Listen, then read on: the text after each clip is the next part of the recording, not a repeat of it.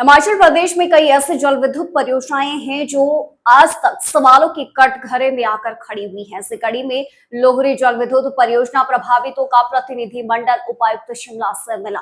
प्रभावित परिवार से लोगों को रोजगार देने और क्षेत्र में हो रही गैर कानूनी डंपिंग को रोकने की मांग की गई। सतलुज नदी पर बनी जल विद्युत परियोजनाएं आज भी विवाद का विषय प्रदेश में बनी हुई है। सीपीआईएम के नेता राकेश सिंघा इस पक्ष में उतरे और बताते हैं कि इस परियोजना के तहत 132 लोगों की जमीनें चली गई, लेकिन प्रभावित परिवारों में से लोगों को रोजगार नहीं दिया गया। लोहरी जल विद्युत परियोजना का निर्माण नियमों के तहत हो, ये प्रशासन सुनिश्चित करे, नहीं तो आने वाले समय में आंदोलन का रास्ता भी प्रभावित अपनाएंगे।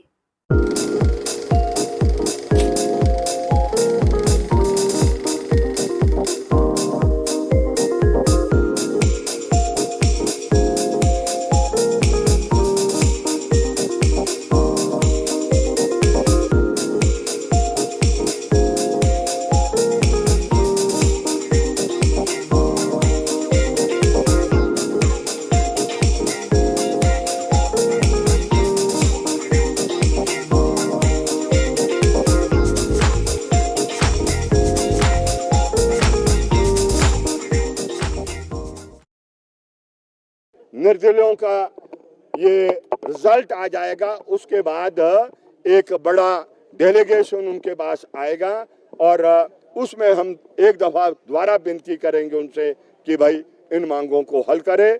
इस बात को भी हम कह रहे हैं, पानी सारा सूख गया है और उसके लिए डैम से सिंचाई के लिए भी पानी उठाना चाहिए, जो एक नई नीति के रूप में हम सरकार से ये विनती करेंगे। आप जानते हैं कि जितने भी सतलुज नदी पर प्रोजेक्ट है बहुत विवादित हो गए और विवाद का एक मुख्य कारण है जो गैर कानूनी डंपिंग नदी में हो रही है। वो एक बहुत गंभीर मसला है और उस मसले को लेकर 3 बजे मैं हिमाचल प्रदेश के चीफ सेक्रेटरी महोदय को भी मिल रहा हूँ और ख़ास तौर पर वो सुन्नी हाइड्रो प्रोजेक्ट के सिलसिले को लेकर है। जहाँ तक प्रश्न लोहरी हाइड्रो प्रोजेक्ट का है,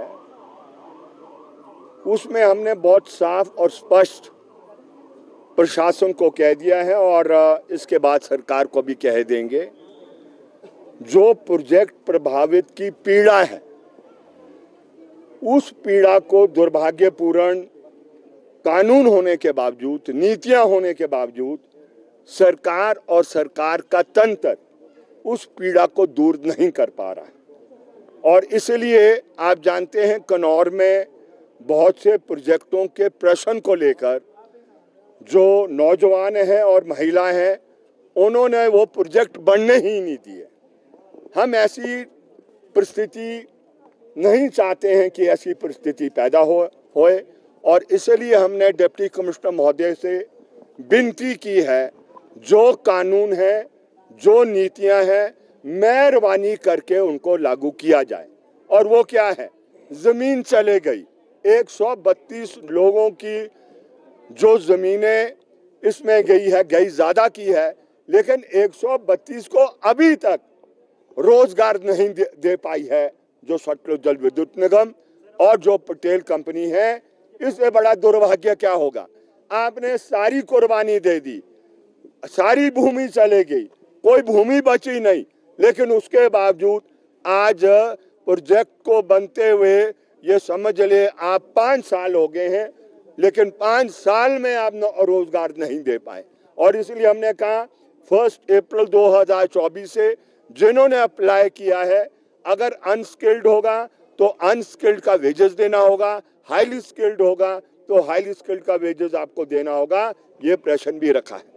दरारें मकानों में आ गई है, जो ब्लास्टिंग वहां प्रोजेक्ट पर की जाती है, लेकिन सर्वेक्षण के अलावा एक स्थान को छोड़कर जो नृत्य में है वो उसका मुआवजा दिया गया है। लेकिन जितनी भी 11 पंचायतें वो चाहे रामपुर बुशहर में लगती है, कुल्लू वाले इलाके में लगती है या कमार्शन वाले इलाके में लगती है, एक नया पैसा नहीं मिला। और ऊपर से जिस तरीके की बरसात आ रही है, मकान बचेंगे नहीं बचेंगे ये कहना कठिन है।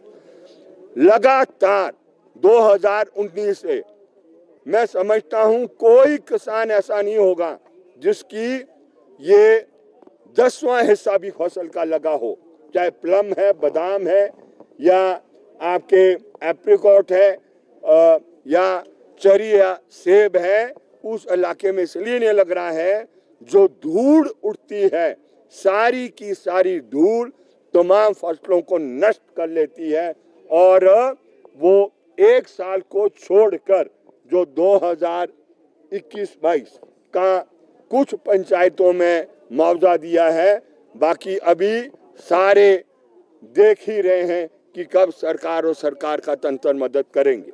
तो इसीलिए एक किस्म से हमने आज अपने सुझाव भी दिए हैं, हाथ जोड़ के विनती भी की है, और आप जानते हैं हमारी धारा इस प्रकार की है, जब पानी इससे ऊपर चले जाएगा तो चाहे जो मर्जी हो, फिर ये आर पार की लड़ाई होने वाली है।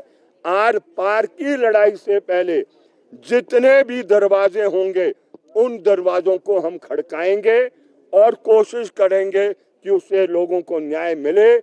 अगर न्याय नहीं मिल पाएगा, फिर आखिरी हथियार, हम उस आखिरी हथियार को इस्तेमाल करेंगे, और वो आखिरी हथियार हिमाचल प्रदेश की सरकार के लिए अच्छा नहीं होगा। तो समय रहते हुए हम सरकार से अपील कर रहे हैं कि लोगों की पीड़ा को दूर करें।